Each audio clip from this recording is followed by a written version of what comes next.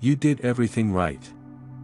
You took the weekend off, you turned off your notifications, and you made yourself a quiet cup of tea. You sat by the window, and just breathed. And it worked. For a few hours, you felt calm, you felt like yourself again. But then Monday arrived, a friend texted with a problem, and suddenly, their anxiety became your anxiety. A coworker walked in carrying a bad mood, and somehow, you carried it home. Someone asked you for a favor you didn't want to do, but you said yes anyway, and by Tuesday evening, you were more exhausted than before the weekend. So you start to wonder. Am I just broken? Why doesn't slowing down actually fix anything for me? Here's what I think is really happening, and it has nothing to do with how fast you're living. Everywhere you look, the message is the same. Slow down, be present, do less. And look, there's truth in that. The modern world is genuinely overstimulating. For HSPs and empaths especially, the constant noise, the notifications, the news, the emotional weight of other people, can feel like standing in a storm every single day. So yes, rest matters, quiet matters. But here's the thing nobody talks about. Some of the most exhausted sensitive people I know are already living relatively quiet lives. They don't party every weekend, they don't chase status, they've already cut back, simplified, and unplugged. And they are still drained, still overwhelmed, still lost. So if slowing down is the answer, why isn't it working? Because exhaustion isn't always about speed, sometimes, it's about weight. And some people are carrying things that were never theirs to carry. Think about a typical day. You wake up and immediately check your phone. Someone posted something emotionally heavy, and you feel it. You get to work, a colleague seems upset, and you spend the next hour quietly trying to figure out what you did wrong. You have lunch with a friend who's going through something hard, and by the time you leave, you've absorbed their sadness like a sponge. Evening comes, and you replay every conversation. Did I say the wrong thing? Did I upset them? Should I have done more? By 9 p.m. you're exhausted, and you didn't even do anything physically demanding. This is what I call identity exhaustion. Not the exhaustion of doing too much, but the exhaustion of being too much, for everyone except yourself. Lao Tzu once wrote something quietly devastating. He said, "To the mind that is still, the whole universe surrenders." But here's what most people miss about that line. The stillness he's talking about isn't silence. It's not a quiet room or a slow morning. It's knowing who you are, when everything around you is in motion. That's a completely different kind of work. There's a story I want to tell you. Not from a psychology textbook, but from Chuang Tzu, a philosopher who lived in ancient China, a student of the Tao. He tells us about a cook who was cutting an ox. Everyone around him was watching in amazement. His movements were perfect, effortless, almost like a dance. The prince asked him, "How do you do this?" And the cook said, "I don't see the whole ox anymore. I follow what's naturally there. I go where there is space. I don't force anything." Now, most people read this story and think it's about skill. But I think it's about something deeper. It's about the difference between forcing your way through life, and flowing through it. Most empaths and HSPs are trying to cut through the ox with a blunt sword. Every interaction feels like effort. Every emotion, theirs or someone else's, feels like a wall to push through. And they wonder why they're exhausted, but the cook wasn't exhausted because he stopped fighting the shape of things, he moved with what was actually there. Here's the real question most sensitive people never ask themselves: whose shape am I constantly trying to fit? Carl Jung spent his entire life studying one question: why do we keep doing things that hurt us? His answer wasn't weakness. His answer was the shadow, the parts of ourselves we've learned to hide, deny, or abandon. For many HSPs and empaths, here's what lives in the shadow: the belief that your needs matter less than everyone else's.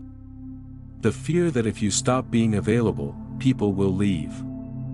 The feeling that your worth is tied to how much you can give. You didn't choose these beliefs consciously.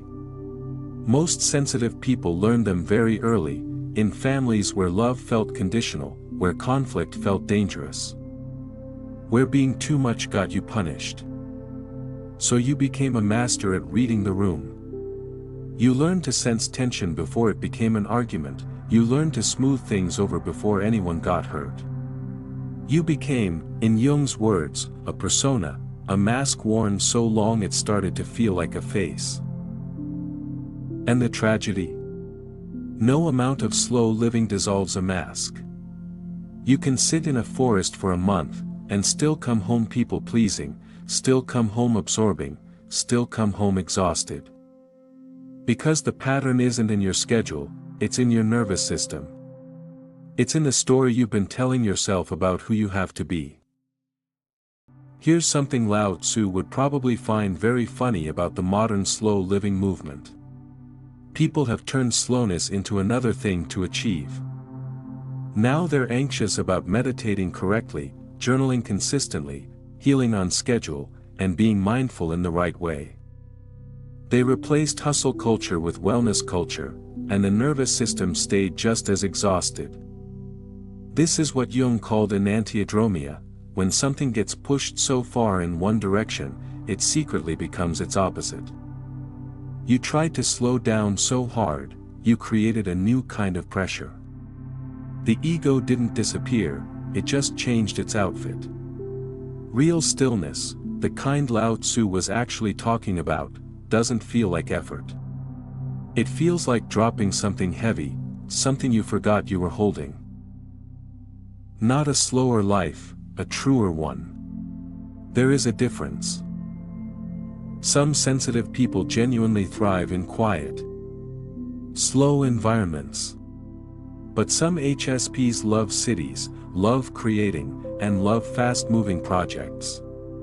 Some empaths feel most alive when they're doing something that matters, something big, and loud, and meaningful. The goal was never about pace, it was always about alignment. Imagine two people who both work 12-hour days. One is completely depleted, the other feels strangely alive. The difference isn't their schedule, it's whether the life they're living belongs to them. The nervous system knows the difference between exhaustion from living falsely, and tiredness from living fully. They feel completely different. Instead of asking, "How do I slow down?" try asking, "What keeps draining me, and why do I keep allowing it?" Be honest. Not harsh, just honest. Maybe it's not your calendar. Maybe it's the friend who only calls when they're in crisis, and you always answer. Maybe it's the relationship where you're the emotional caretaker and they're the one being cared for. Maybe it's the habit of saying yes before you've even checked in with yourself. Maybe it's the guilt that shows up every time you try to put yourself first. These things quietly consume more energy than most people ever realize, and no amount of forest bathing fixes them. Because the issue isn't out there, it's the agreement you made, somewhere along the way, that your needs come last.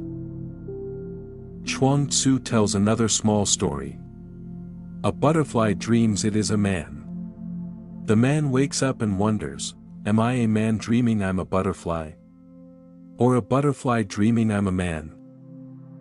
Most people read this as a riddle about reality, but I read it as a question about identity. Which version of you is the dream? The one who is always available, always adjusting, always managing everyone else's emotions? Or the one who knows exactly what they need, what they value, and what they will and won't carry? For many HSPs and empaths, the exhausted, overgiving version has been running the show for so long it feels like the real one. But it isn't. It's the adaptation. The real you is quieter, and much, much harder to exhaust. Maybe the goal was never to live slower, maybe the goal was to stop living as someone else. The world will keep moving fast. People will keep wanting things from you. Your nervous system will keep picking up signals that others can't even hear. That's not going to change. But somewhere underneath all the noise, all the absorbing, all the adjusting, there's still a voice, your own. Not the one that asks, what does everyone else need from me right now?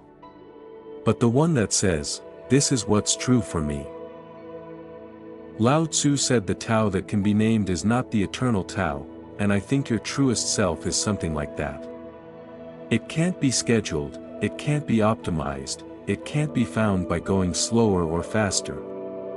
It can only be found by getting honest, one small, quiet truth at a time. If something in this video felt true to you, you're not alone. Here at Soul Constellation, this is what we do. We look at the real struggles of highly sensitive people and empaths, not with quick fixes, but with depth, through the lens of Carl Jung, Lao Tzu, Chuang Tzu, and the wisdom that lives between Eastern philosophy and modern psychology. If that speaks to you, subscribe, because there's so much more we're going to explore together. And before you go, I want to ask you something real. Leave it in the comments. What is the one thing in your life right now that drains you most, that you haven't been able to let go of yet? You don't have to have the answer, just naming it is already a beginning. Until next time, take care of your energy, and stay close to what's actually yours.